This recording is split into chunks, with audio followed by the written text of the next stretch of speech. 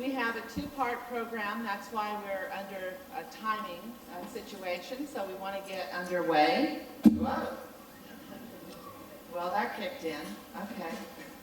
I'll stay away as far as... You know, we have to have a booming voice anyway because that's what we do. So by trade, we have a panel that each will be presenting their research in the field. It is my philosophy that the more students are introduced to social research, the more they really get what sociology is all about, and that it really prepares them to do well as they move up in the educational system to the four-year schools and beyond. Our first speaker is Monica Valencia. She is an OC grad and past president of the Sociology Club. And she went on and will continue to go on. We're fairly certain of that. She went to USC, and her research is on Oaxacan immigrants and transnational prejudice. She's presented at numerous conferences, and we're really pleased to have her back at Oxnard. And she's a great role model for the sociology students. So thank you, Monica. And Dr. Jean Stockard has been a friend for quite some time. She lives now in Camarillo as a professor emeritus from the University of Oregon. She's well known for her textbooks on marriage and family, and she has done quantitative analysis, and she's here today to talk about death and social class and the power of sociological numbers. She's a quanto, and a very good one because she makes it very interesting and very fun. So she's going to present some gender data for us today.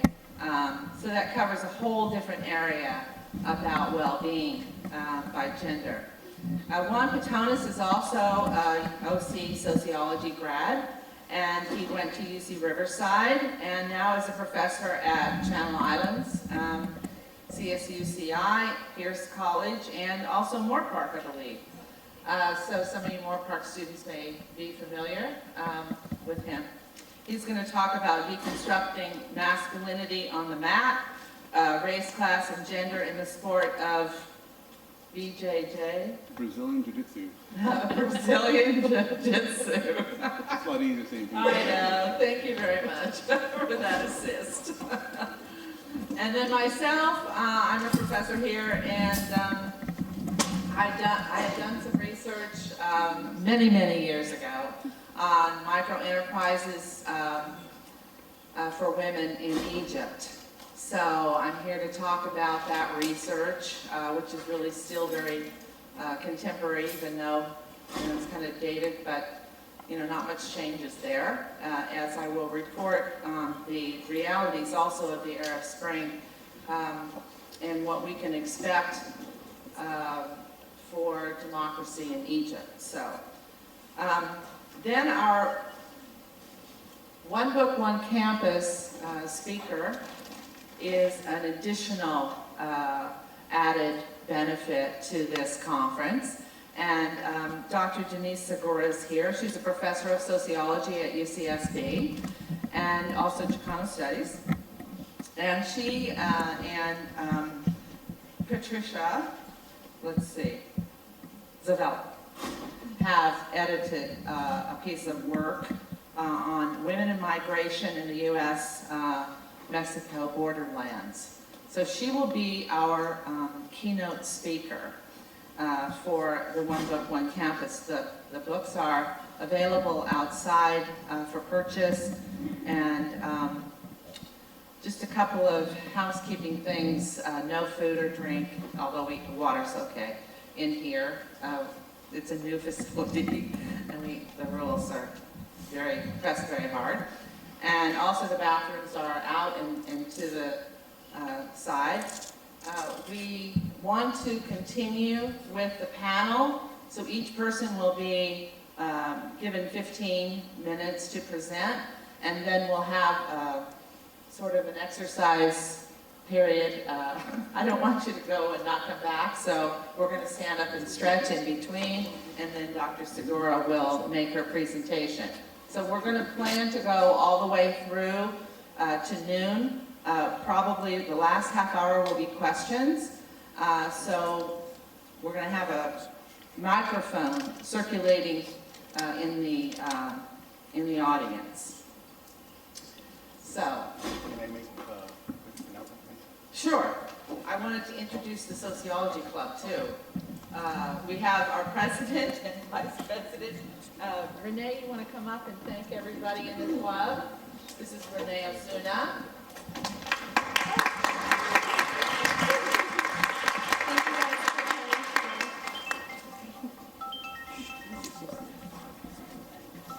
I'd like to thank Oscar also, our vice president.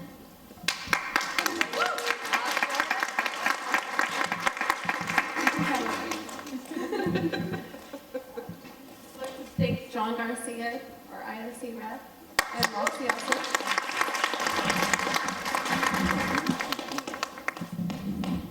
And our treasurer, Frank Acosta, is somewhere in here. Okay, John has an announcement. John's our past president, still active, but he's moved on to the CSU, so we're welcoming him back as well. Thanks everybody for coming out, really appreciate it. We know Fridays are not too much for coming to school, but we got the weather and the stars were aligned, and thank all the professors for coming out. Dr. Butler for being our leader, Monica Valencia, Professor Patones, and everybody that came out. And I'd like to introduce ASG President Debbie Guzman, please. And for any of those of you that are interested in being a part of the Social Club, we meet every Wednesdays in LS9 at 2 p.m. Wednesdays, 2 p.m., LS9. And the speaker series is every Wednesday from 12 to 1 or 1 to 2? 1 to 2. From 1 to 2, Shelley Savard, you guys are all welcome to come out. And here's Debbie Guzman.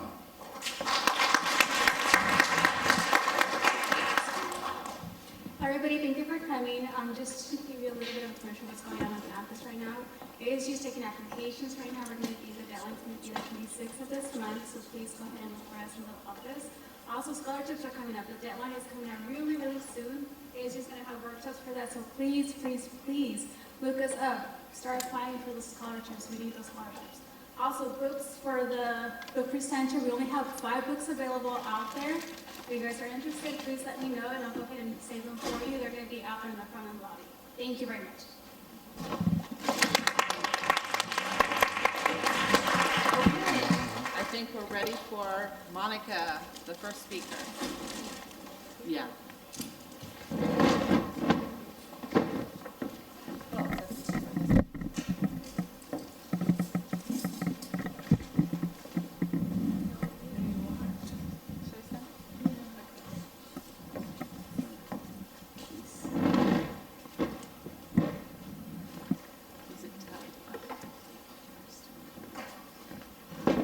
Good morning, everybody, Oxnard College, and all the other visitors.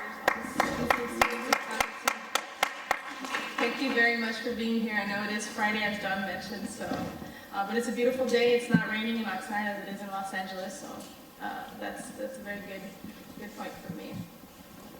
I am very, very, very excited to be here. I haven't been back in a while. I did graduate from Oxnard College a couple years back.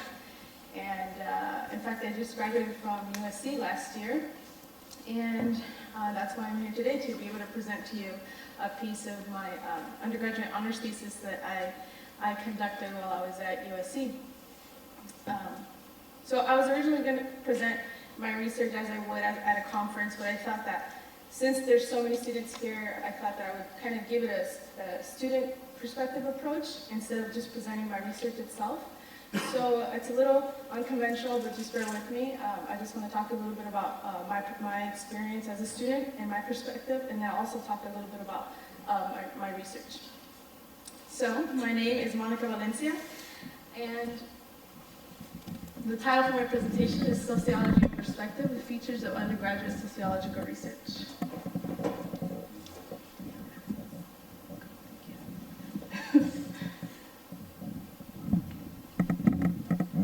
So I'm going to give you a little overview of what I'm going to talk about today. I'm going to touch on my background, my interest in research, just a little bit about my mentorship, some fellowship and scholarships that I encountered, my research, a little bit of discussion about my research, future research, and also some acknowledgements. So first off, this is me. I was tired after working the fields. I'm a veteran. I served in the U.S. Air Force for about 6 years. And so I am considered a non-traditional student, which means that, I didn't go to college right away. So I was a lot older when I got to community college. And obviously I did have family responsibility, taking care of my family, and being able to come out of the military and not have an income. I just thought, what am I going to do in my life? So naturally, I thought, well, let me go to community college. And that's how I landed here at Oxnard College. And while here, I just, there were so many young students, and I just felt like I didn't fit in. I felt like, I was a lot older. I had a slightly different focus than a lot of the younger students. And then I encountered Dr. Butler and John, of course, John Garcia, and they told me about the Sociology Club, and I thought, well, let me give it a chance. Let me join the Sociology Club. And so it was very interesting to me because I've never joined a club before, aside from high school, which was years ago. And so the Sociology Club gave me an opportunity to really go out into the community and participate in volunteer work, which is really the basis of the club itself. And during my volunteer work, we encountered work with different organizations and working with not only the students that were in the club, but also community folks here in the Oxnard area. I also lived in South Oxnard for these 2 years, which was predominantly a Oaxacan community that I lived in. So we also started working with an organization that I still am friends with, which is the Mixteco Indígena Community Organizing Project, which is a really good organization that welcomed not only myself, but the rest of the club with open arms, and we were able to assist them in various different ways. So that was a really good experience for me, because I was able to really find a niche that I was looking for when I came here to Oxnard College. My interest in research. Well, first and foremost, it's curiosity. It really starts with just having a question, having a question about something, and that's how research starts. Developing that one question, something that you want to know. Also, I think research is a challenging experience, especially when you're a student. Whether you're in Oxnard College or at a four-year university, you don't really think about research as an undergraduate. And a lot of times you aren't afforded the opportunity to conduct research with faculty or even by yourself. So I thought that research for me was going to be something challenging for me, and it was also going to push me as a student. It also allowed me to develop skills in research, particularly qualitative research, which means that I wasn't very good at math, so I stayed away from the quantitative research. But it did teach me about interviewing and conducting participant observation, which means that participant observation is when you actually participate when you conduct your research. Like, for example, in my research, I worked the fields, the strawberry fields. I think for about, give or take, 120 hours within a year and a half that I conducted the research. Also, I got an opportunity to work with faculty that I really admired, and faculty at USC that were immigration scholars. And I think that working with them allowed me also to develop my skills as a student, but also as a young scholar.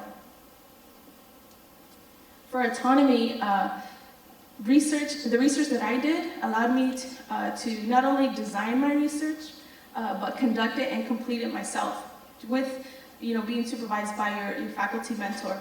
But what that means is that I didn't actually help faculty conduct the research. I did it all myself. And all they did was just advise me and mentor me throughout the entire time that I was conducting it. So it just kind of gave me a sense of autonomy, because I felt that I was doing it all myself, and most of the decisions that I made were because of me and my ideas. Also, there's a real contribution to scholarship when you conduct research, especially when you identify a gap in the scholarship that you're really interested in, which means that if you find a gap, if there's something that's not being talked about in a certain field, in certain scholarship, you are able to fill this gap by conducting research, by answering that one question that initially got you started in the first place. Last but not least, conference presentations. Thankfully, because of my research and because of the different fellowships that I received, I was able to get funding and present my research in Maryland, Florida, Massachusetts, and all over California as an undergraduate. And I gotta say, not a lot of undergraduates get that opportunity. So it was very important for me to be able to not only present my research in different locations, but also to get that feedback from other scholars, other students who are also conducting similar work. And lastly, networking. Who doesn't like to network, right?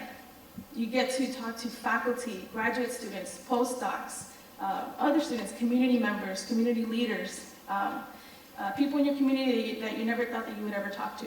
So I think networking is also a really big thing to take into consideration when wanting to do research. So I wanted to talk to you about mentorship in particular, and I did write down the 3 names of my faculty mentors because I think that they deserve a spot here because without mentorship, I don't think I would be able to conduct the research and also gotten as far as I did because nobody really does it alone. You need help, whether it's family support, social capital, mentorship, and so I think that here at Oxnard College, Dr. Marie Butler was definitely essential in my success here at Oxnard College, but also at USC. I remember, I think it was the first semester that I went to USC. Sorry. I emailed Dr. Butler and I was like, there's no way that I'm gonna graduate from USC. I'm scared, I don't wanna be here, get me out of this place, right? And she said, no, you're gonna be there, you're gonna stay there, and you need to own your space. You need to own, your place there at USC because you're there for a reason. You got in for a reason, right? And so I think that it's people like this, that really make an impact in your life as a student. Also, my research mentor, Dr. Jody Agius Vallejo, and my personal mentor, Dr. Pirette Honda-Nusatella, who are just amazing scholars, immigration scholars, and also just personal mentors of mine. There's no way that I would have been able to conduct the research, present at various conferences without them. So I think that mentorship is important, and the way that you do that is by bugging your professors, going to their office hours, emailing them, taking an interest, and really investing in your time here at community college and at your 4-year institution. Because without investment in your own education, who's going to do it, right? So take advantage of the faculty that you're working with, the teachers that are teaching you. That's going to be one of the biggest factors in your success at university. Also, these are just some of the fellowships and scholarships that I received at USC, which allowed me to not only conduct research, but also receive funding to be able to conduct the research itself, by traveling from Los Angeles to Oxnard and back and forth, paying for different materials, transcription services, and also flying to different states to present my research at conferences. I think that funding is also key. So you've got to find those ways of being able to receive funding, receive scholarships, fellowships, because these are the things that are going to provide you the opportunities to not only conduct the research, but be able to expand it and take it elsewhere for other people to see.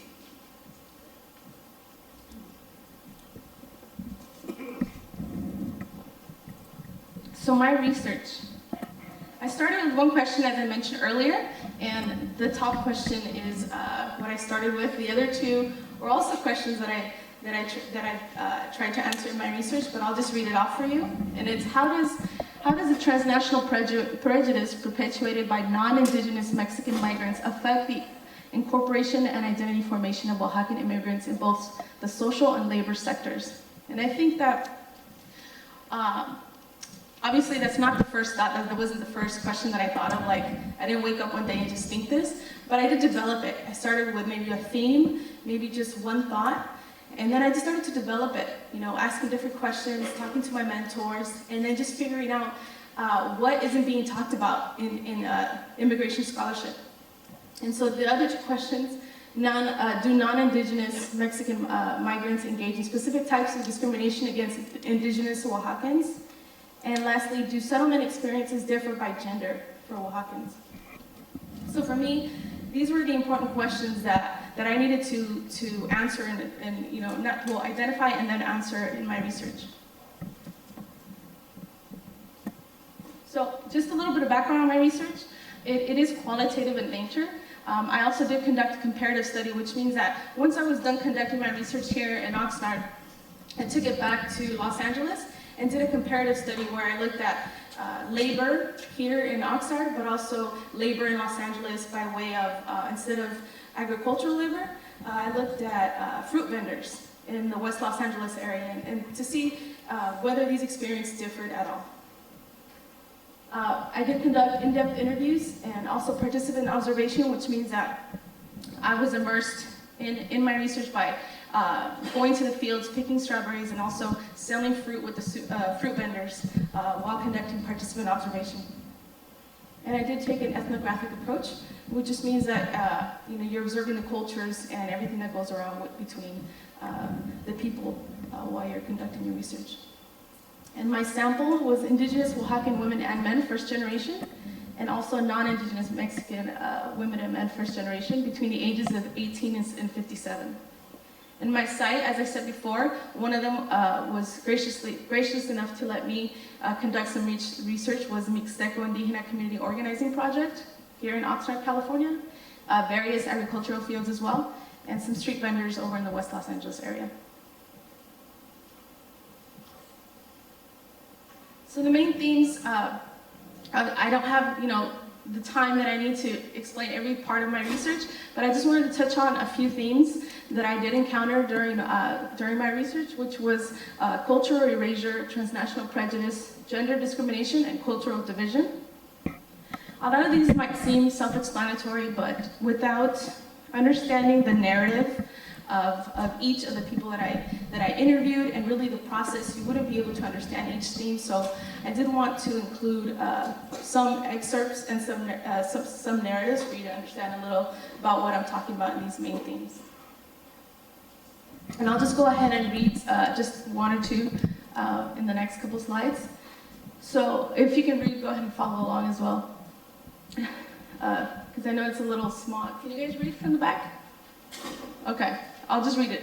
My grandparents spoke Mixtec and they spoke to my mom in Mixtec, but they didn't let her speak it. To them, it was an embarrassment. The Mexicans that taught in our schools used to hit us if we spoke it, and other kids would make fun of us. It was almost like they wanted to beat our culture out of us. Obviously, this was in Spanish, right? Or it was told to me in Spanish, but it was translated.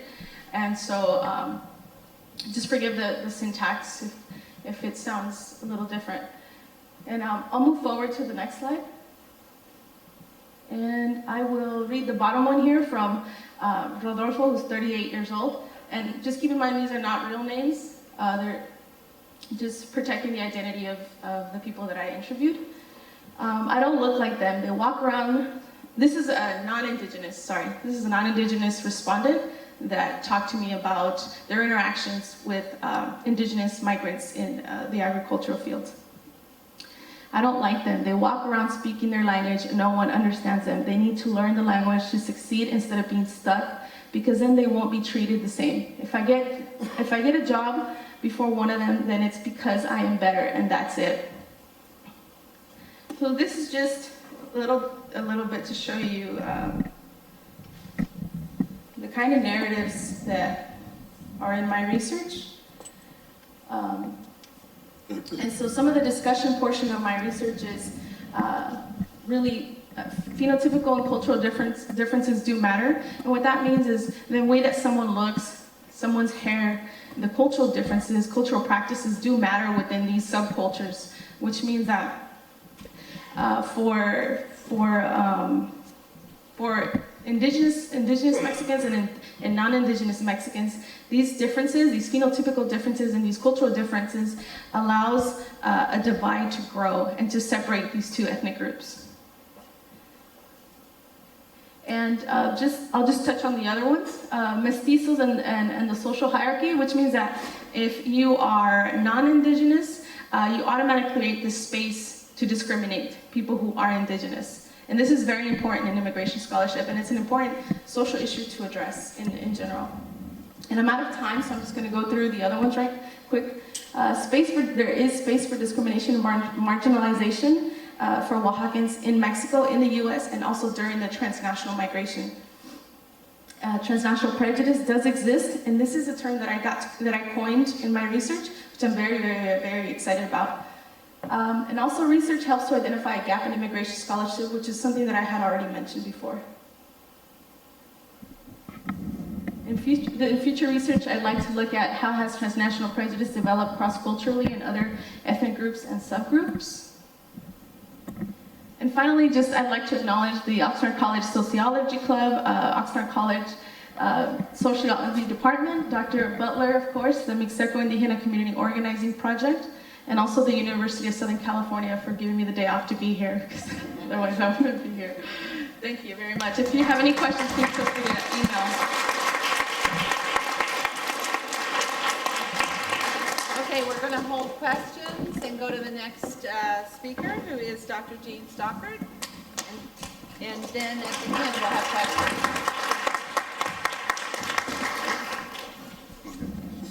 Hello.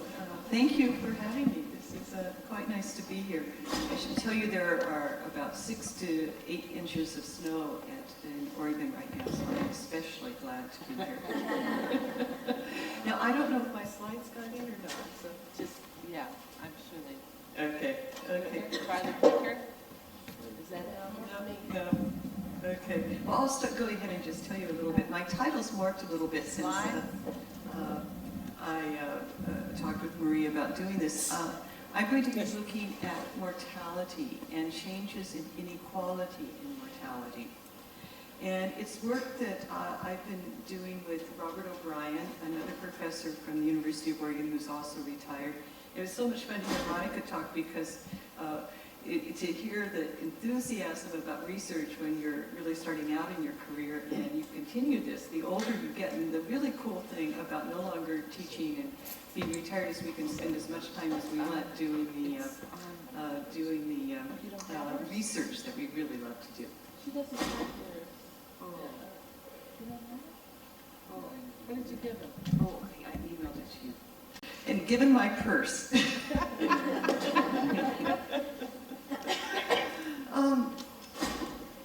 As you know, sociologists test theories. And so what I'm going to do is walk you through the work we've done that involves testing of a theory about inequality and the kind of data that we've used, and I will just show you with my hands the kinds of results we had. And then I'm going to talk just a little bit about policy implications. Now, our work is very macro. That means we're really pulling back. So in contrast to the really lovely work that Monica's done, where she really looks at the lives of individual people, we're really pulling back. We're sort of going up to this very broad level. And we're using the perspective of somebody called Peter Blau. And you may have run across Peter Blau's work. You may not have yet, but he is a macro sociologist, was a macro sociologist, and wrote really elegant analyses of social structure. And so I like to think of social structure as sort of the framework of a building, like the axes, the dimensions that go through our lives. So if you step back and we think about society as a whole, there are these axes that go through all of the framework of the building.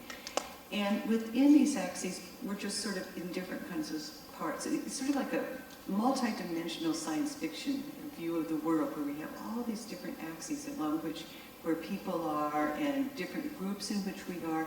And some of these parameters or axes, Blau calls them parameters, are graduated. Some people can have more of something, some can have less of something. So some of us have more money, some of us have less money. Some of us are healthier, some are less healthy, and so on. They have some kind of inherent inequality within them. And so we're interested in those parameters, those that have this graduated order. Now, really, really important, as you know, because you're all sociology majors, is that where we are in the social structure has enormous implications for our lives. So when we take a social structural perspective, even though we're stepping way far back, it has, knowing about how the social structure works is incredibly important for understanding the opportunities people have and the constraints people have in their lives. And so structural analysis really looks at this. And Blau said that the structural analysis is what really sets sociology apart from other kinds of disciplines. It really is what makes us unique. And I think it's what gives us an enormous amount of power. And that's why when I was talking with Marie about first coming here, really was thinking about the power of the numbers and power that can help you. And now what I'm going to do is tell you a little bit about the data we used to test some of Blau's work, and then I'm going to show you with my hands about what we found. What we were interested in was growing inequality in health. And if you listen to President Obama's State of the Union message, you know that he talked about inequality. People are really concerned about inequality in a lot of ways. We're especially interested in inequality in health. And we've looked at mortality, which is essentially death rates. And the way, there are lots of ways of looking at health, people's self-ratings, the kinds of illnesses they have. All of these sort of go together. And we've used a number that's easy to get for lots of groups of people. And it's the number of deaths per 100,000 people, accrued death rates for those of you who've had your demography classes. What we know over just universally is that social class is related to mortality and related to health.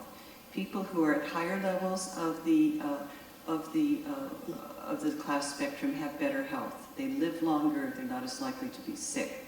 Those at the lower ends of the class spectrum are more likely to be sick, they're more likely to die early, and so on. Over time, however, life expectancy has increased for everybody. We're all living longer now than people did 100 years ago.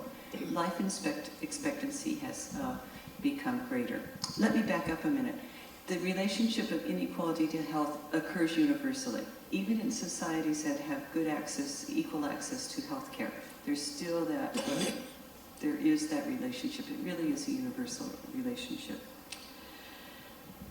Now, over time, however, life expectancy has increased. There have been just a few exceptions. One of the most interesting was in the Soviet Union. After the fall of the Soviet Union, the switch over to Russia, there was an increase in death rates among the men.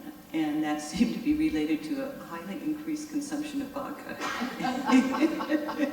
It's really, the sociologists love these things because we find a universal something or other, and it doesn't happen anymore. Well, those guys are drinking a whole lot more vodka. But why? Of course, it was the stress that was involved. Now, another thing that's happened very recently, however, is that there's been a decline in life expectancy for some subgroups of Americans. And this is just amazing. It's so rare. Why in the world has this happened? Inequality in life expectancy has increased. Now, Blau says that when you look at inequality, what you should do is look at the characteristics of one group and compare them to another. And so what we looked at was we looked at the ratio of the crude death rate of people with education less than high school to those of the total group. And if they were equal, if they had the same death rate, it would just be one. It'd be a 1-to-1 ratio. If, however, the people with low education were dying more often, it would get bigger. There would be a bigger gap. So what has happened over time, and in these slides that are probably buried in my purse, but which I can send to any of you who want, I have a graph that looks at the differences in mortality between those with only a high school education and the rest of the population. And I looked at the data I have are just for Hispanic Americans. In 1990, women had death rates about 1.3, women with high school education were about 1.3 times as likely to die as the general population. But by 2010, they'd gone way up to 1.6 times as likely. So over time, a real zooming up, a real increase. And that is about a 30% increase in just a span of 30 years. The same thing happened for men, and they started out much closer. Back in 1990, it was about 1.02, like pretty close together, the low educated and the rest of the population. But by 2010, it was way up to about almost 1.5. So again, a big increase in the difference by education in the probability of dying. And this is an increase over time. Another way we've looked at this is by generations. So we have data that compares people born from 1915 to 1919 up to those born in the much later in the 1960s and even later. And what has happened is that the increase is even greater if we look across generations. In earlier generations, the gap was pretty small, but then it just really has gotten much larger with later generations. So why has this happened? Well, we go back to our friend Peter Blau. Well, first of all, before that, let me tell you the kinds of explanations others have given. This is a little trick we use, you know, to let you know how we're right, they're wrong. So, oftentimes people say, well, it's just individual things. Those folks who don't have much education, they're just smoking more, they're drinking more, they're doing more risky things. They're just not getting married, they don't have the social support, they're just not working like they used to. They have higher unemployment, they have less poverty.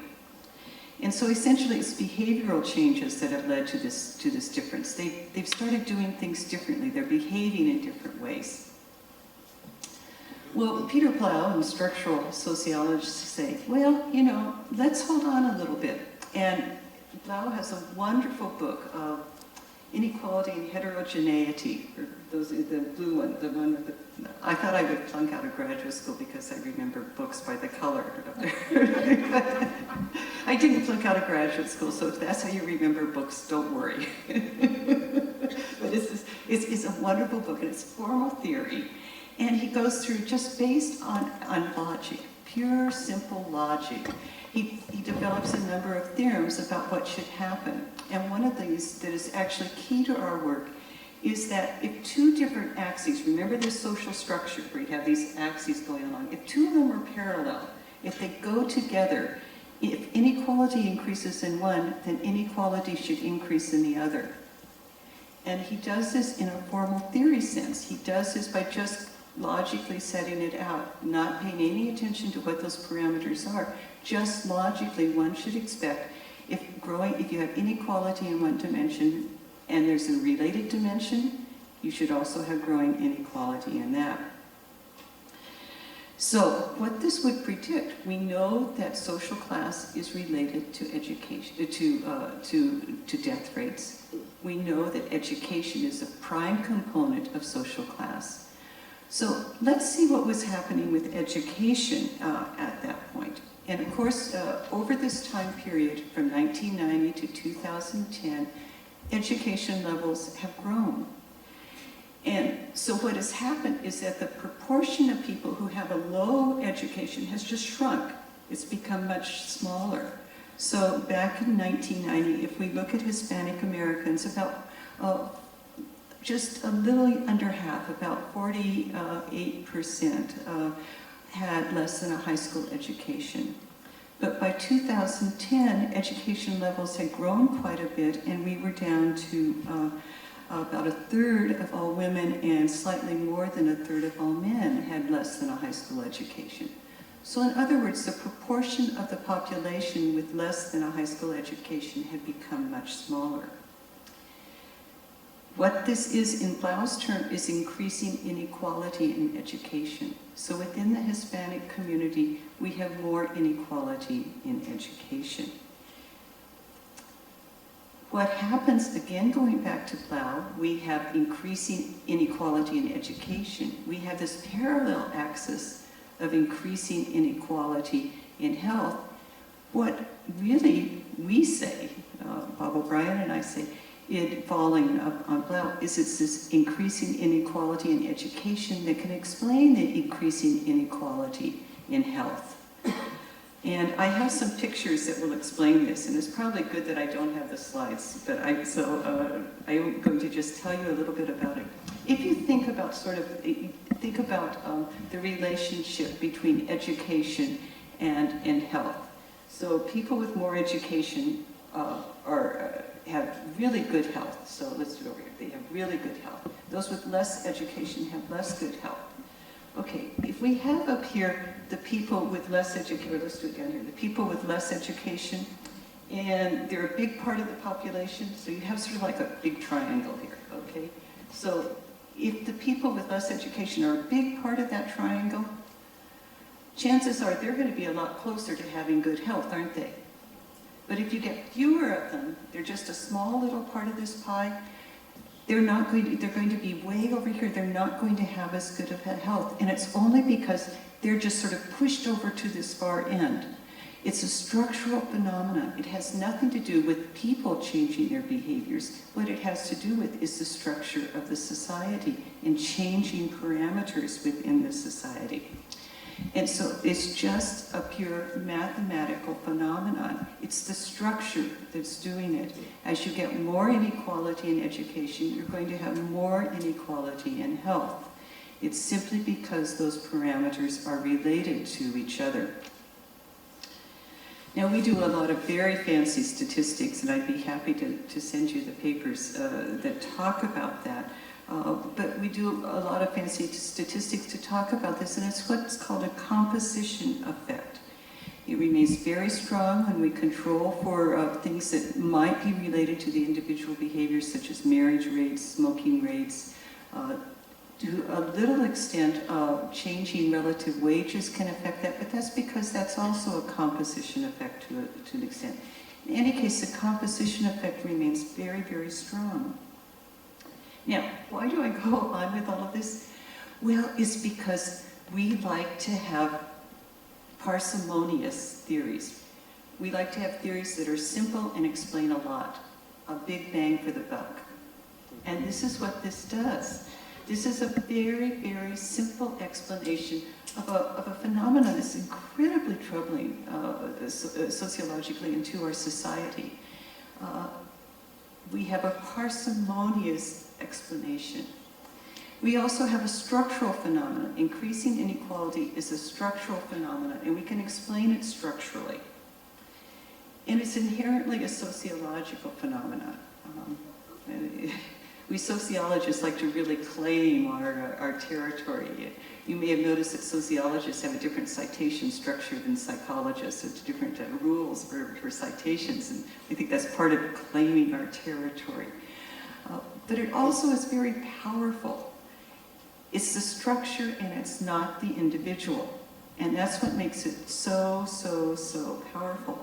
What we can do with the structural analysis, it's a little bit like taking off a mask. We're pulling back the curtain, like in The Wizard of Oz. We're pulling back that curtain and we're saying, here's the underpinnings. Here is what it is. It's a structure that underlies it all. It's seeing inside and seeing what's happening. So that brings me to the policy implications, which I think are incredibly important to think about the policy implications of our work. Because that increase in mortality for a subgroup of people is really disturbing. It's really, that's an incredible increase in mortality. And by the way, it hasn't just happened with Hispanic Americans, it's happened with lower educated people in all the various racial and ethnic groups that you can find and that we can get good data for. Now, some people have said, well, we just need to give people more education. That's really the solution. If everybody had more education, that would take care of it. But if it's a structural phenomenon, and this increasing gap results from the changes in inequality in education, increasing inequality in education isn't going to take care of the problem. Structural theory predicts that the education mortality gap would just simply continue to increase. We get more concentration of the problems. As we have greater inequality, we're just going to concentrate the problems even more. So what's the logical solution? Well, the logical solution, I think, to me, is much more direct. It's simply we focus more resources where they are needed. We take account of this unmasking and we look at where the problems are and what their causes are, and we see that, in fact, the dynamic that's going on is a real concentration of incredible need, and so let's put even more resources into those folks that need that kind of help and who are facing the dynamics of the results of the changing parameters of inequality. So we're incredibly jazzed. If we were your teachers, we would be pinning you up against the wall, holding you, just making you look at what we've done and listening to it. And I hope that you get a sense of how much fun it is to do this kind of work. And also, I think, the importance and the kind of power that one can have from looking at data of any type and any variety, and that you continue to have great fun with your sociology careers. Thank you.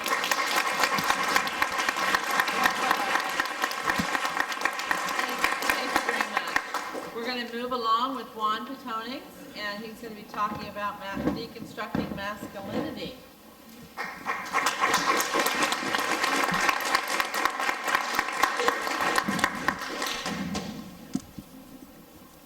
Thank you, Aaron. First off, good morning, folks. It's nice to be back full circle. Back in the day, 96, 98. I'm actually an Oxnard product itself, the city itself, born and raised. In 96, 98, actually China Islands High School, just over here, graduated 96. 96, 98 was on this campus, and usually when I tell people that I teach Soc or a professor here and there, they always reference, oh, sociology, Dr. Butler, and I always say, no. I actually started off as a computer science major. So in fact, I didn't take my first sociology class since actually I was off campus, which is kind of funny. I get a lot of students at Channel Islands that are OC, so that's one thing I want to make sure I stress. OC is very strong at Channel Islands, and hopefully we'll continue to do so as well. So it's kind of funny when I talk about Oxnard College, 96, 98, got my IGETSI, those of you should know those words, those terms, that acronym. So I've been local, transferred from here to UC Riverside. I eventually transferred over to sociology, and in fact, it's first off, well, kind of third off, or whatever number I'm on right now. It's an honor to be amongst these great panelists. Actually, just thinking about it, I think Dr. Segura, my sister was an undergraduate at Berkeley around 96, 98, and she was a part of a summer program you had going on at UCSB. So it's kind of a small world now, in that sense. But I'm happy to be back on this campus. It's an amazing situation for me as an undergrad, as going to Riverside, teaching at Channel Islands, and of course, once again, just being back in kind of the starting point of it all. And I like to think, actually, this is something I've never, probably the best part of this presentation is my dad is actually here. Juan? It's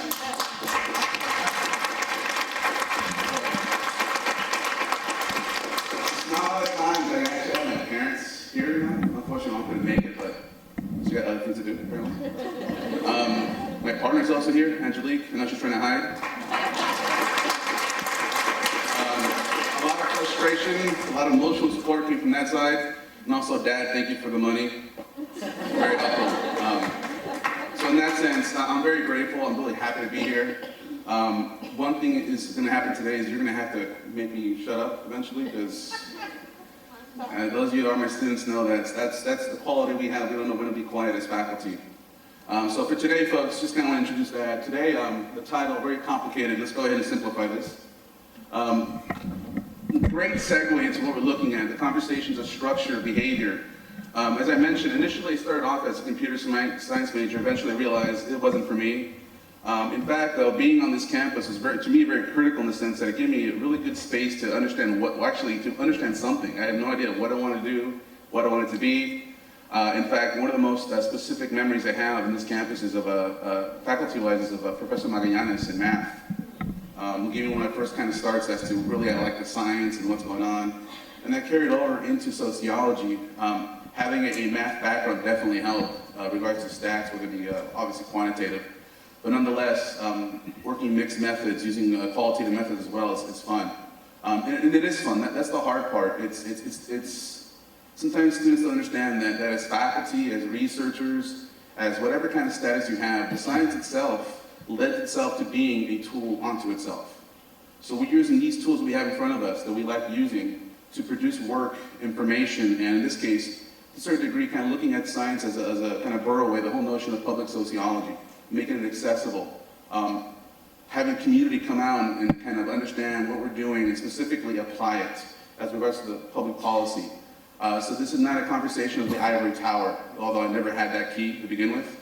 But it's good to apply it. It's good to kind of, once again, come full circle and really kind of tell you folks what I'm doing and even kind of where I'm going with this. So graduate school is a fun time, folks. One of the biggest issues, which even still now kind of haunts me now, is finishing up working my dissertation. But specifically, the conversation is, at the end of your PhD requirements, you have to pick a subject matter, a topic, and write extensive amounts, 200, 300 pages, do this number. I'm trying to scare you, so let's see how well this works. 200 million pages in 5 different languages, conducting thousands and thousands of interviews, and so on and so forth. And yeah. But the whole point is to pick a topic.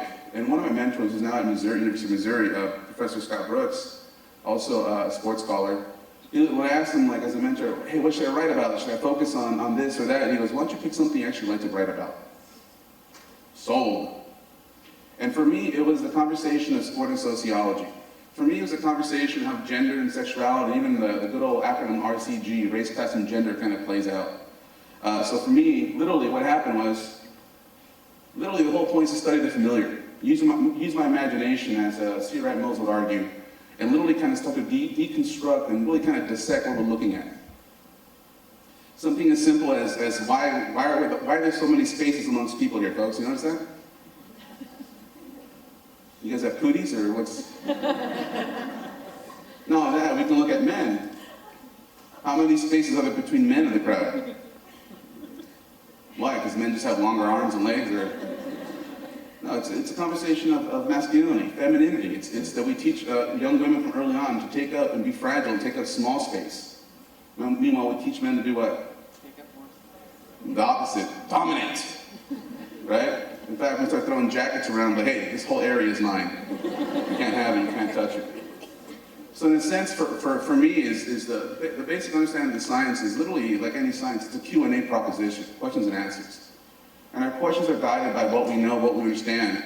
So in this sense, for me, this conversation of sport is entirely critical, not only in my life, but specifically as it applies in the field of sociology itself. So literally, I'm looking at this quote-unquote BJJ conversation, Brazilian Jiu-Jitsu. Anybody understand this particular sport? Know of it? Awesome. No, I can say whatever I want then. Two people. Had the conversation before. Some kind of understanding. A lot of folks don't know what this is, this particular sport. So I'm going to show a little clip. Aaron, please.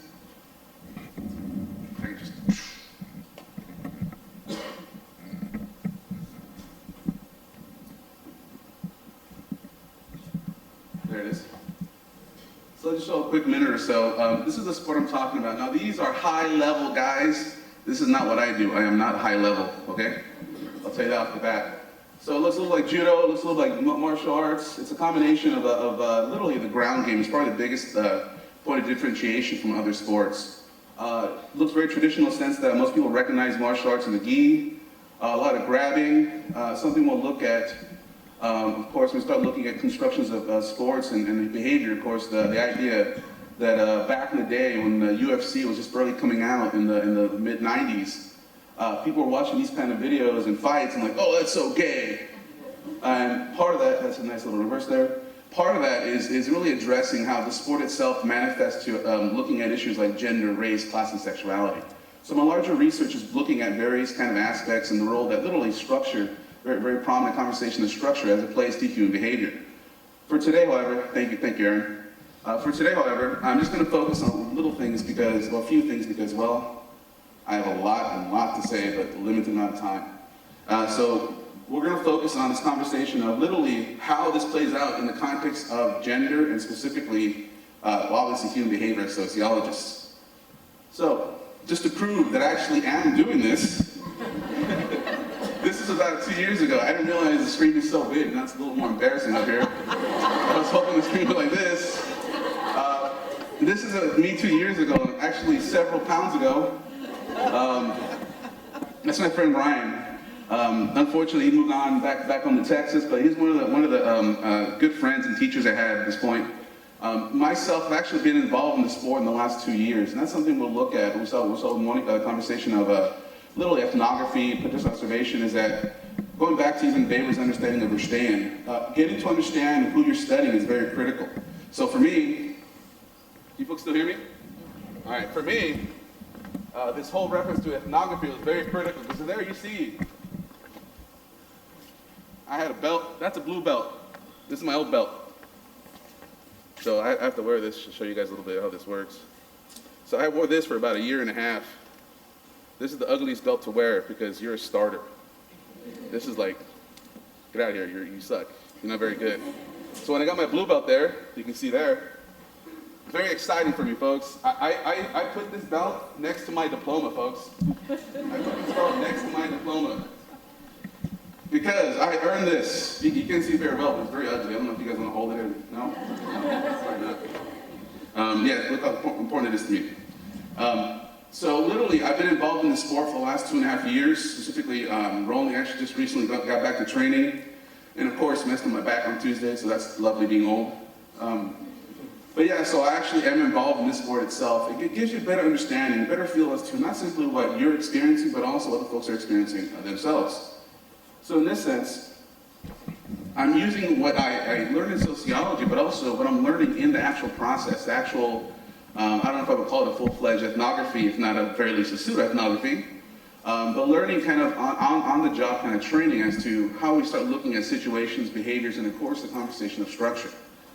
Case in point, just a few things to discuss. I'm going to do this kind of half presentation, half teaching, because it's hard not to teach when you're standing in front of people for me. So I'll go ahead and do that. A few conversations, just a kind of theoretical framework. Every particular conversation has to have a theory issue addressed here. In which case, you look at Messner, Connell, and Butler here, Judith Butler.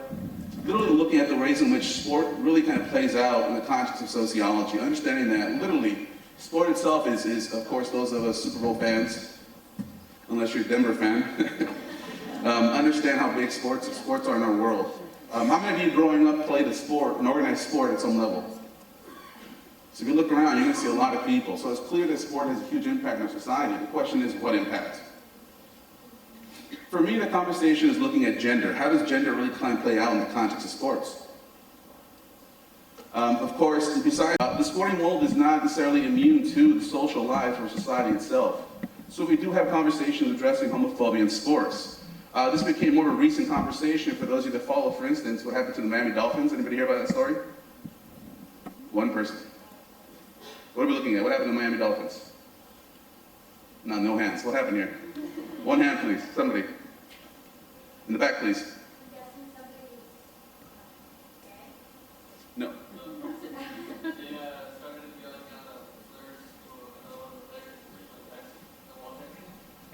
It was a racialized conversation about the N-word in this between players in a locker room. So it got a lot of public press. And a lot of those conversations where the assumption was, well, that's a locker room, it's closed. Well, the locker room itself is not simply an isolated vacuum, right, folks? If it has people, it has issues. That's the way it works. So in that sense, we're understanding that the sports world, it's not entirely immune to these conversations, especially looking at structural formulations. We have to understand the sport is heavily involved in society, and society is involved in sport, including, of course, homophobic issues and practices. I mean, even the reference, not even the construction of a kind of an well, look at the ways we look at kind of ways. How many of you folks have been told here you play like a girl, for instance? How many are girls you've been told you play like a girl? Right? So you kind of go, yeah, no, I don't. Is that an insult? So some of these issues definitely play out, and specifically the role of women in sport. This conversation by Hart McDonald, the idea of a fatal femininity, where literally women play sports, all of a sudden we assume different things about them, and specifically their gender and sexuality. So if a woman is good at a sport, what do we tend to say, folks? She has to be a lesbian. So let me make this connection. So if a woman plays sports and she's good, she's a lesbian. If she plays badly, does that make her straight? This is as funny as, you guys remember the conversation about the earrings? Who remembers that conversation? So you can change your sexuality just by... Okay. In other words, these are very kind of circumstantial ways to address these issues. All of a sudden, the way you look, the way you play sports identifies the notion of sexuality. This definitely tells us that sociology, in this context, human behavior, definitely has a specific conversation to address. For our conversation, we're trying to make it or address it here in the context of sport itself, in this case, on the mat. How am I doing on time? We got 45 minutes? No, you got 2 minutes. All right. So here are 3 themes. Hopefully I can cover one. We're looking at first the mat as an alternative space, the conversation role with the other. This is when men grapple with women, and rolling as the other, when women actually grapple with men. The major conversation I'm addressing here today is literally through the sport itself. It's one of the few sports where literally the women and men can engage in the same classroom, in the same setting. There is no separate women's class. Well, there can be in some institutions and gyms, but for the most part, it's a limited number of women, but yet they also get involved in the class with men. So it's literally kind of several men in the class, and then always a few select women that are managed to get involved. So literally, you get, as a man, you have the opportunity and chance to grapple with a woman. This conversation focuses on that particular interaction and how it really kind of plays out in regards to gender and gender issues. So, first and foremost, one of the conversations is that literally the idea of the mat itself, for those of you unfamiliar, the image I showed you, or the video, you saw literally they're grappling on the actual mat. That's what I'm referring to, the gym space and the actual mat. We start seeing that sports themselves, according to Seagrave, is constructed as an intoxicating respite. That literally is seen as an escape from the quote-unquote real world. I like to refer it like more like a recess. You guys remember recess? Recess bell rings, let's run outside and eventually come back like, oh man, here we go again. So it's more of a recess in the context I like to look at sports itself, where literally for a lot of the folks I talk to, they feel like kind of life stops at the door of the gym and then restarts once they leave the gym. But on the mat, it's a different story. On the mat, by the way, I forgot to mention this, qualitative studies. I'm doing a lot of interviews with folks that participate in both mixed martial arts, like people who fight UFC style, but also folks who do the sport alone, the Brazilian Jiu-Jitsu itself. Here's one conversation I had with Antonio in regards to kind of what exactly is the mat life, or the mat life sort of supposed to be like. He says it attracts all walks of life. You get to see on the mat, I've rolled with millionaires, I've rolled with broke motherfuckers, and we both laugh. I've rolled with white dudes, black dudes, skinny white chicks, Jewish girls, you encounter it all.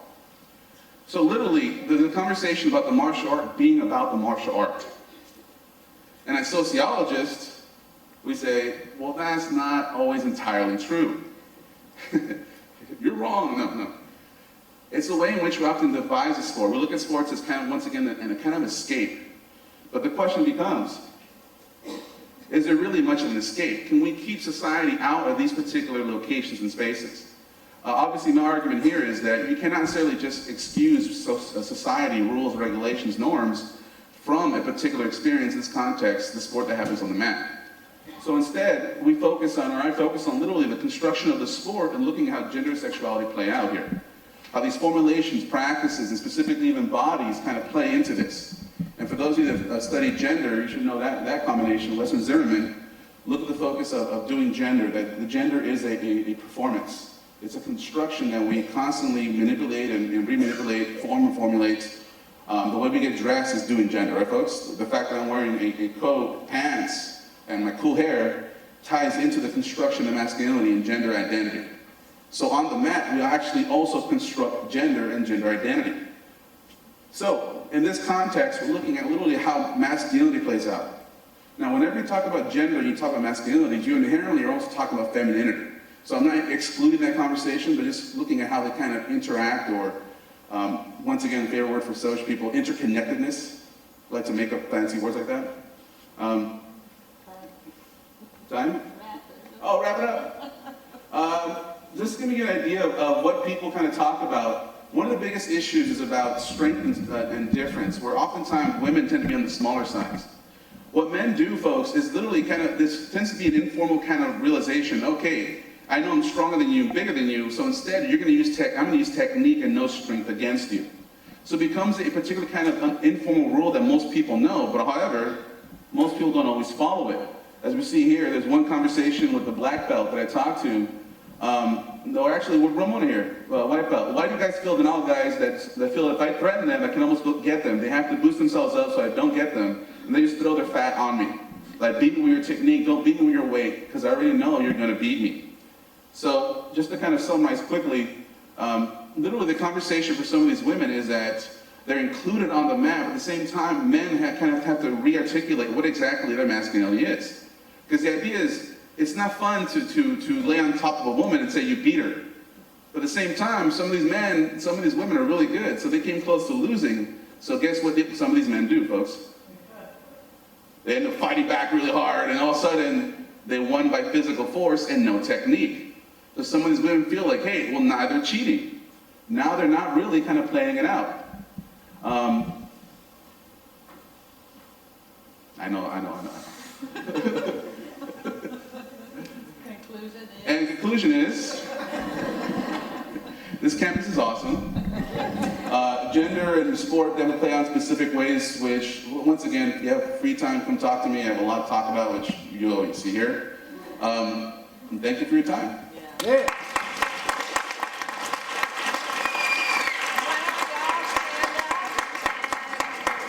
I'm going to be very short, but let's stand up and just move around a little bit. You don't have to